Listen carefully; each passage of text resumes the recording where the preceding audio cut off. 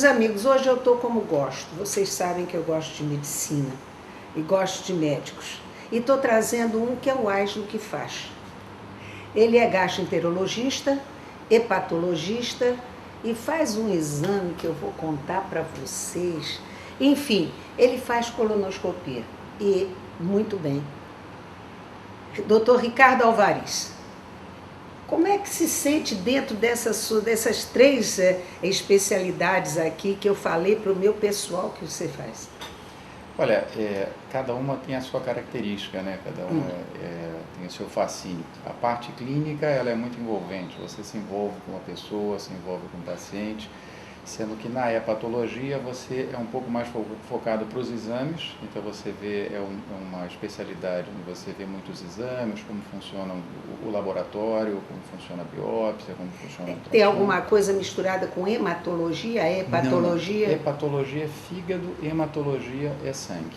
Mas o fígado não tem muito sangue? Tem muito sangue. Ou não tem nada a ver? Mas são duas especialidades diferentes. Sim, mas não se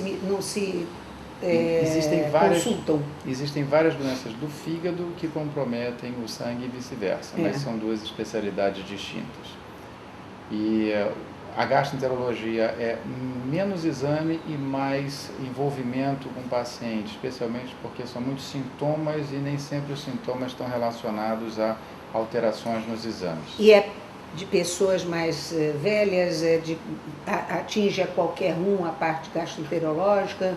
A qualquer um. A principal doença dentro da gastroenterologia, as duas principais, começam a comprometer em torno da segunda a terceira década, que são as doenças funcionais. Já de 20 para 30 anos? As doenças funcionais. E a gente acha que nos INTA não tem nada. Mas ali que normalmente começam os sintomas. Normalmente nós não nos preocupamos com eles, mas uma azia, uma digestão lenta, uma prisão de ventre, como se chama a constipação, ou então ao contrário, o intestino que funciona um pouco mais, uma dor de estômago, má digestão, isso tudo já começa geralmente nessa fase e tende a piorar com o tempo. O Dr. Ricardo Alvaris, ele é filho de médico e eu fico muito feliz em ver que o pai passou para ele o gosto pela medicina. Como foi? O que seu pai, como seu pai lhe conduziu dentro disso? Olha, eu lembro que quando eu tinha 2 anos de idade, eu já dizia que queria ser médico, então... Mas não foi por influência, então? Não, eu acho que é pelo exemplo. Você vê uma pessoa ser admirada, as pessoas gostarem, ele é uma pessoa muito benquista no meio médico. Isso eu sei. Eu tenho uma amiga, Vera Zaikovati, que foi aluna dele e que o admira muito. Ele fez uma escola muito bonita lá no Hospital do Bom Sucesso, onde era uma grande escola médica, e depois na UERJ, no hospital onde eu trabalho hoje como professor também, no Pedro Ernesto. Tá vendo? E ele não está mais exercendo, ou ele gosta? Ele tem 88 anos e ainda trabalha 3 vezes por semana no consultório. Mas não é no seu consultório? Não, não é no meu consultório. Não quer mistura? Não, ele é muito metódico, ele tem a mesma secretária, o mesmo consultório há talvez uns 40 anos. Quer dizer, o que a gente pode dizer é que o exemplo fez o gosto do filho, porque há muitos filhos de médicos que dizem Deus me livre, não ficam junto comigo, meu pai me abandonou quando era criança, deixava minha mãe sozinha por causa da profissão. Não existe isso? Existe, eu acho que isso é mais comum hoje. E foi engraçado porque eu tenho 2 filhos, um de 9 e um de 3 anos. E o de 9 anos, quando era menor, dizia que queria ser médico. Depois ele falou, papai, se eu não for médico, você fica chateado comigo? Eu falei, não, filho, de jeito nenhum, seja o que você quiser. Depois ele falou, eu posso até ser médico, mas posso não ser de estômago, porque... Eu falei, mas por que isso? Ele falou, não, porque médico de estômago trabalha muito. E realmente a gente acaba tendo uma ausência. Eu não sei qual é a especialidade que ele escolheria como médico. Hoje é difícil. Não é verdade? Está trabalhando muito.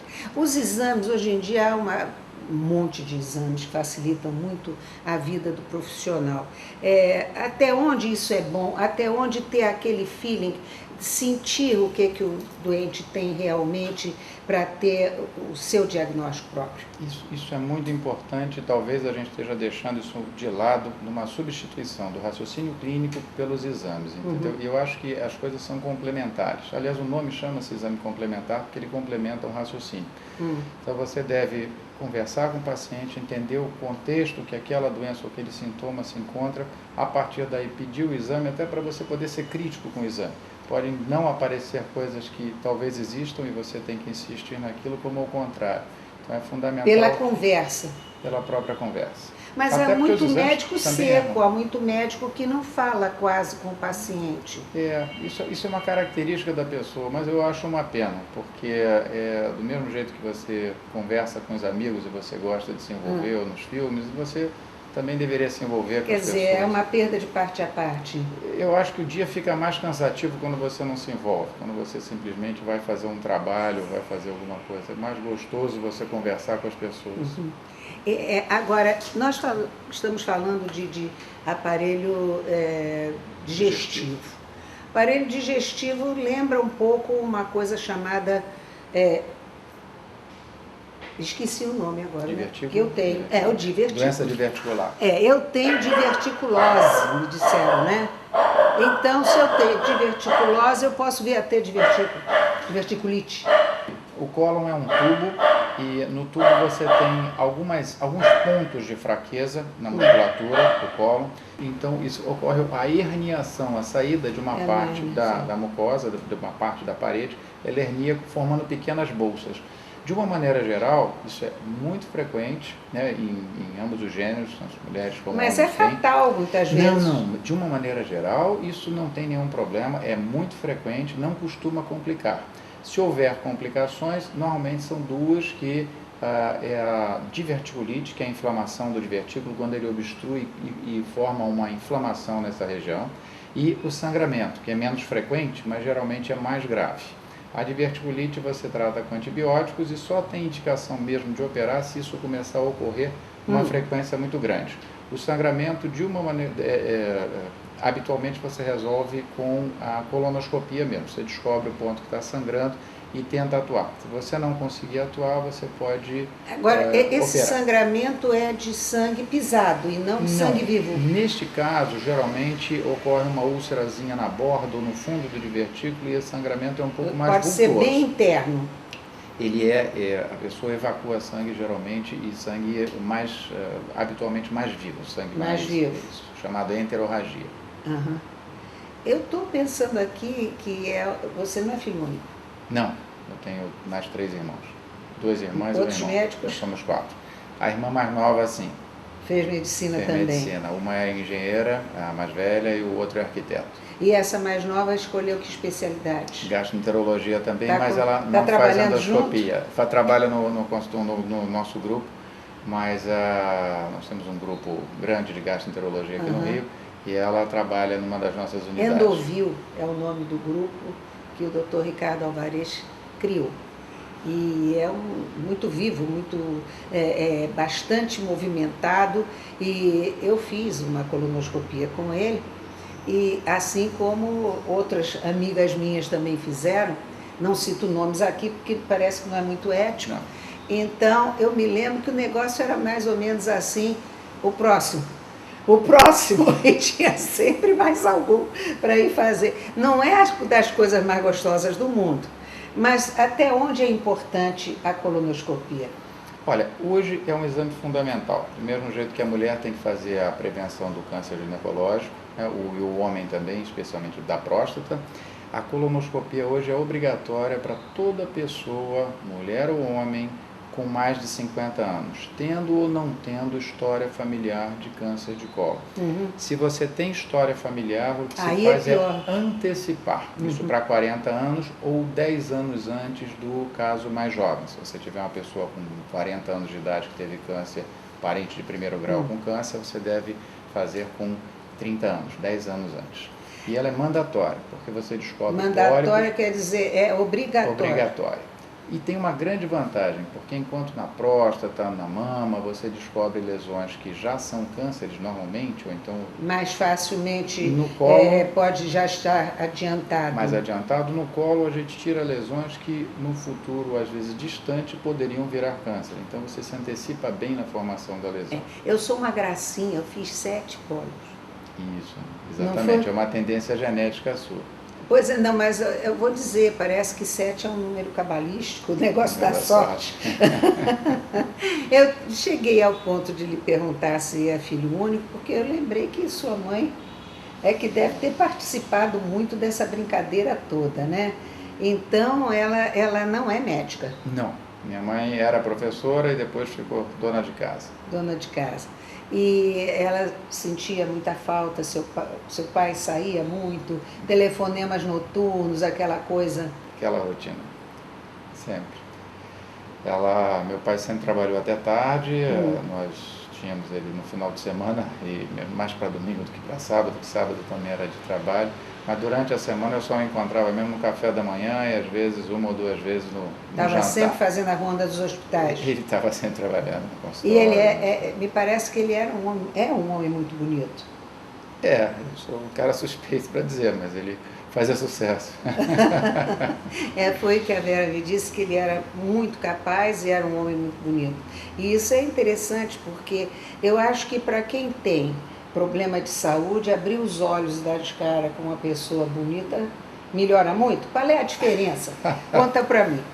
Não, eu acho que isso daí, o importante é o carinho que você tem pela pessoa, a atenção que você tem pela pessoa, e acho que isso que é o mais importante do que ter ou não ser uma pessoa fisicamente atraente, até porque isso varia tanto de pessoa para pessoa. É Muito subjetivo. O que gostaria de deixar como mensagem? Qual é a sua... o que quer passar para algum rapaz que esteja assistindo ou moça e que não saiba ainda o que vai fazer, ou que já é médico, mas não sabe que especialidade vai criar, vai seguir? Isso é uma noção que eu mudei com o tempo. Eu achava que a gente tinha que descobrir o que a gente gostava para então fazer bem aquilo. Hoje eu tenho a impressão que é o contrário. Se você fizer realmente bem uma profissão, especialmente dentro da medicina, você tem inúmeras especialidades. Sim. Alguns lidam melhor com a mão, então serão melhores cirurgiões, outros com raciocínio clínico serão melhores clínicos nas suas áreas. Mas eu acho que se você fizer bem, se você estudar, se você se dedicar, se você der atenção ao paciente, a tudo que está acontecendo, você provavelmente vai gostar muito do que você faz, entendeu? Independente se você está trabalhando muito ou não, porque isso acaba sendo sempre uma opção, por mais que a gente diga que eu tenho que fazer. Trabalhando muito, isso daí é fatal para quem é capaz e tem talento, porque senão, se você não tiver talento em qualquer profissão, como é que se diz? Cria capim na porta, né? Agora, se realmente é um bom médico, é um bom em qualquer profissão ter escolhido, tem muita coisa para fazer. Hoje em dia, acho que ninguém fica muito sem paciente para atender. Há uma demanda muito grande e com a facilidade dos planos de saúde, naturalmente o afluxo é grande. Depois de um tempo na profissão, é muito frequente que você tenha um volume muito grande. A questão é como é que você lida com isso, como é que você... O tempo que você tem para estudar, o tempo que você tem para se dedicar, entendeu? Estudar é primordial. É fundamental, fundamental. Eu dou sorte porque, como eu sou professor de uma universidade, da Universidade do Estado do Rio de Janeiro, da disciplina de gastroenterologia e de endoscopia, isso quase que é uma obrigação, porque você está o tempo todo com os residentes, com as sessões, e com a internet vocês não podem de jeito nenhum dar uma mancada, porque o aluno lhe pega. Isso, a gente tem que ficar atento. Me deu um prazer enorme conversar com o Dr. Ricardo Alvariz. Saiba que voltará outras vezes. Quando tiver alguma novidade, eu vou fazer questão de lhe ouvir e agradeço ter doado esse tempo para nós. Eu que te agradeço. Muito obrigado. Dr. Ricardo Alvariz.